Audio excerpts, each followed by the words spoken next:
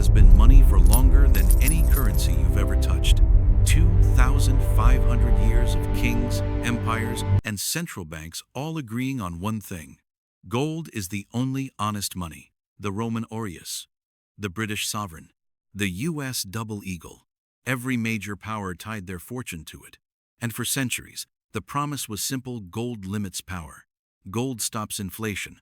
Gold makes banks honest. But here's the paradox that history books never resolve. The gold standard was supposed to prevent banking panics. Yet every single gold standard era in recorded history ended in a banking panic worse than the one before. Rome collapsed under a gold famine. Britain suspended gold twice during the Napoleonic Wars. The United States suffered 6 major bank panics under the classical gold standard: 1,873, 1,884, 1,890, 1,893, 1,901, and the one that broke everything, 1907.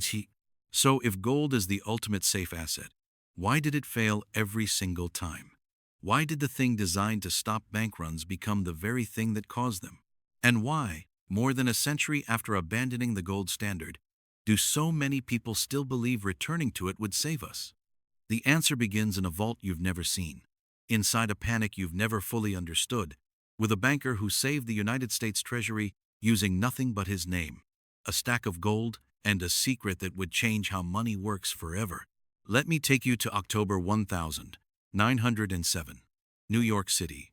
The Knickerbocker Trust Company has just failed.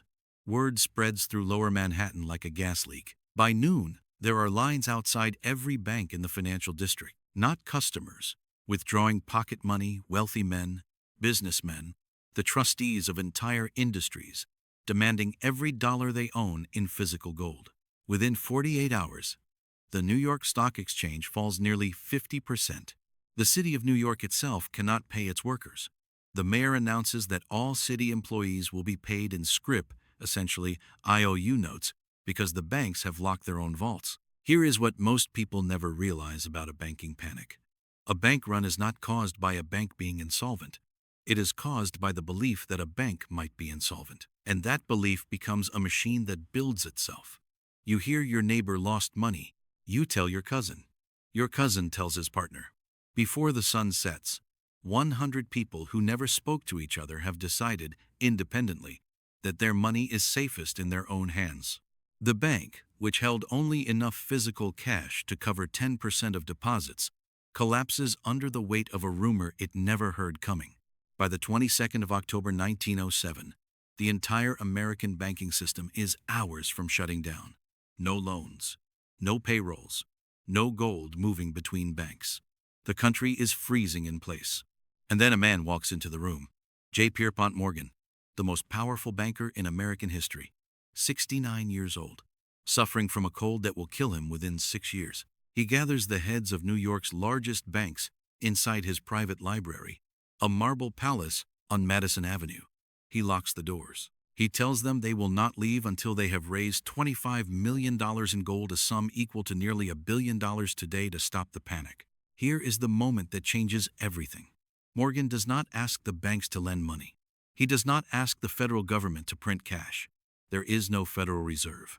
There is no deposit insurance.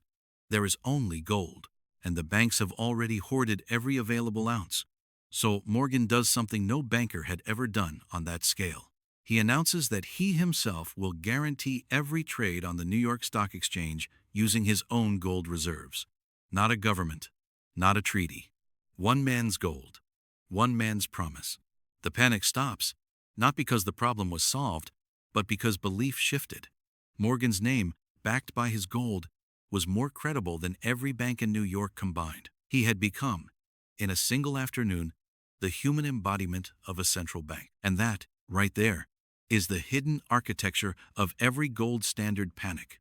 The system pretends that gold is objective, neutral, mathematical. But in every crisis, the gold standard only holds because one person, one institution, or one government steps above gold and acts as the final backstop. Gold doesn't save the system. The belief in the person holding gold saves the system. And when that person falters, the panic becomes a collapse. Let me ask you something you've probably never considered. If gold is the only true money, why did every ancient and medieval economy eventually abandon it for credit? Go back to Rome, 33 AD. Emperor Tiberius. The Roman Empire runs on gold and silver denarii. But there is a problem. For decades, Roman nobles have been hoarding gold. They bury it in amphorae. They hide it in temple vaults. They ship it east to buy silk and spices. And as gold leaves the empire, the money supply shrinks. Farmers cannot borrow seed. Merchants cannot buy ships. Soldiers cannot be paid. The economy is not failing because Rome is weak. It is failing because Rome has too much faith in a metal that keeps disappearing. Tiberius does something brilliant and desperate. He announces that the imperial treasury will lend out 100 million sesterces, an enormous sum interest-free, to any landowner who can prove they are not hoarding gold. But here is the catch. The loans are not paid in gold. They are paid in credit, vouchers, promises. Tiberius has just invented fiat money within a gold standard, because he had no choice. The alternative was watching his empire starve on a mountain of gold that nobody would spend. This is the first great secret of the gold standard. Gold does not create wealth, it freezes it.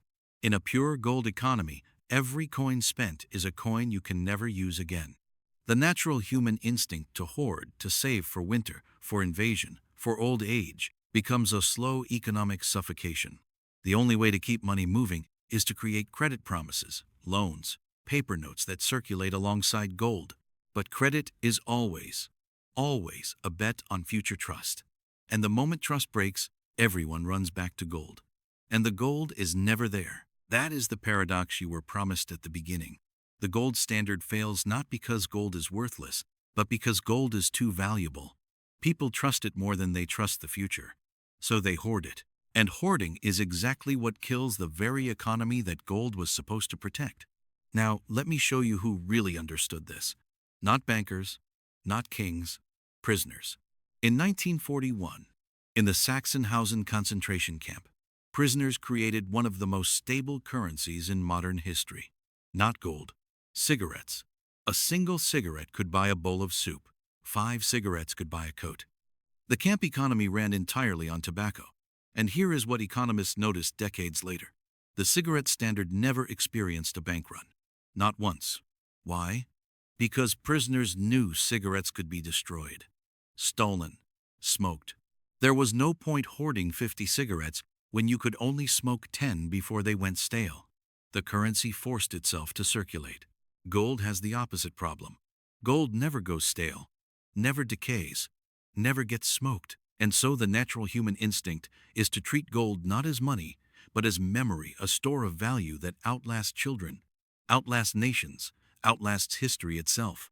But money that only stores value and never circulates is not money. It is a museum. And museums do not feed cities.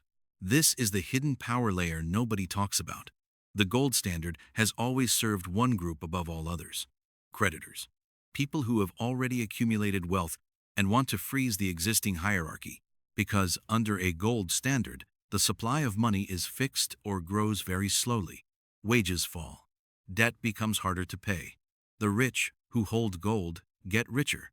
The poor, who owe gold, get crushed. Every major political movement to return to gold, from the 1890s populist backlash against the cross of gold, to the 1970s gold bugs, to modern Bitcoin maximalists, shares this same structure. It is a politics of preservation, not growth.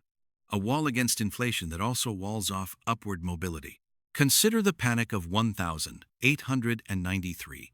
The United States was technically on a gold standard, but the Treasury's gold reserves had fallen below $100 million.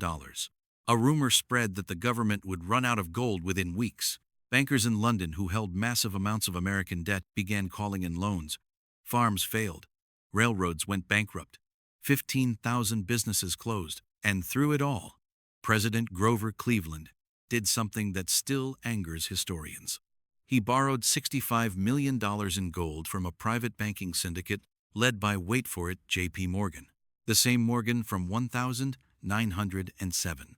The same Morgan who would later be called America's unofficial central banker. Cleveland sold government bonds to Morgan's syndicate in exchange for gold, but the deal had a secret clause. Morgan was allowed to sell those bonds to the public at a higher price. He made $7 million in profit, $250 million today, for saving a country that was supposed to be sovereign. The gold standard had not prevented a crisis. It had created a crisis so lucrative that a private banker could name his price to end it. And that is the question nobody asked in 1893, or 1907, or 1933, when Franklin Roosevelt finally took the United States off the gold standard. Who benefits when the thing that fails is also the only thing that can fix the failure? Who designs a system where the solution is always, inevitably, a concentration of power into the hands of whoever holds the most gold? The gold standard never failed accidentally. It failed because it was designed to fail upward toward the very people who wrote the rules. Let me end with something most economists will never tell you. The gold standard did not die because of the Great Depression. It died because of a bank run in a country that was not even on gold. Austria, 1931. The Creditanstalt Bank collapses. It is the largest bank in Central Europe. The Austrian government cannot save it. France, England, and the United States all demand that Austria stay on the gold standard as a condition of receiving loans. Austria tries. For 6 weeks, the Austrian central bank burns through its gold reserves trying to defend the currency. On the 9th of May 1931, Austria admits defeat. It abandons the gold standard. And then something terrifying happens. Every country still on gold realizes they could be next. England abandons gold in September. The United States holds out until 1933. But the bank runs that followed the ones that destroyed thousands of American banks were not caused by bad loans. They were caused by people trying to get their money out before the government devalued the dollar. A gold standard does not prevent bank runs. It causes the worst bank runs. Because the moment people suspect the government might leave the gold standard, every rational person races to withdraw physical gold. And governments, knowing this, often suspend gold convertibility preemptively, which proves the people's suspicions correct and triggers the very panic they were trying to avoid. It is a trap, a beautiful, ancient, terrifying trap. So where does that leave us? We live in a world of fiat money, dollars backed by nothing but faith in the United States government. And yet, every few years, someone tells you we need to return to gold. That inflation is a hidden tax. That the government cannot be trusted to print money. And on the surface, these arguments sound like common sense. But history tells a different story. Gold never protected the poor. It protected the wealthy from the poor. Gold never prevented panics. It made panics inevitable. And the only times the gold standard ever worked, truly worked, were the times when someone like J.P. Morgan stepped outside the system and became more powerful than gold itself. You have been told that gold is honest money. That paper is a lie. But the deeper lie is that honesty and stability are the same thing. A gold coin is honest about its weight. It is also honest about its power to destroy anyone who does not own enough of it. The real question is not whether money should be backed by a metal or a government. The real question is whether you trust the people who decide what money means.